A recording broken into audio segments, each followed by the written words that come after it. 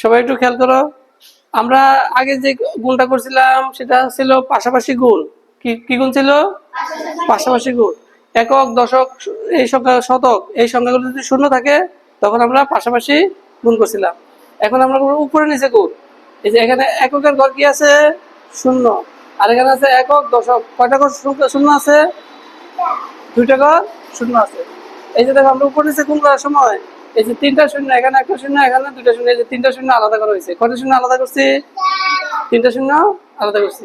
এই তিনটা শূন্য আলাদা করে পরের সংখ্যাগুলি আমরা গুণ করবো। এই যে এই সংখ্যাগুলি গুণ করবো। 3 হাতে কত?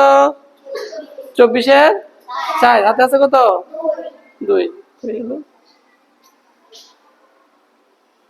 24-এর 4, হাতে আছে 2। 7 আটা 56। 56 দিয়ে কত? 58। 8, হাতে আছে কত? 5। 8 নং 72-এর 5 কত? 72। 73, 74, 75, 76, 77-এর 7, হাতে আছে কত? 7। 4 আটা 32। 32-এর সাথে কত? 39। এই যে 39 দেওয়া আছে। হয়েছে? এককের ঘর করা শেষ। একটা শূন্য বসাইছি। এই যে একটা শূন্য। এখন 9 দ্বারা গুণ করি।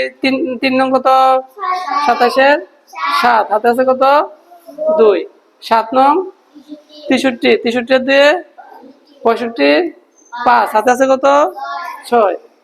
9 নং 81, হাতে আছে কত? 6। 81 6 কত? 87। 7, হাতে আছে কত? 8। 4 নং 36। 36 হাতে কত? 37, 38, 39, 40, 41, 42, 43, 44। এই যে 44 দেওয়া আছে। আছে না? এখন আমরা এই সংখ্যাগুলো গুণ করি। 4 আর 0 যোগ করলে কত? 4। ঠিক আছে। 7 আর 8 যোগ করলে 15, 5, হাতে আছে কত? 1। 7 আর 5 যোগ করলে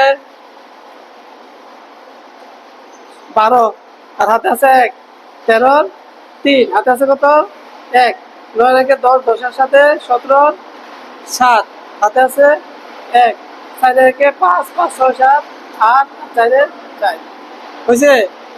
এরপরে যে 3টা শূন্য দেওয়া আছে, কত শূন্য দেওয়া আছে? 3টা শূন্য দিচ্ছি। 1টা, 2টা, 3টা। সহজ হয়েছে না? এইভাবে আমরা সহজ পদ্ধতিতে গুণ করবো। সুন্দর সুন্দর ভিডিও পেতে সাবস্ক্রাইব করুন।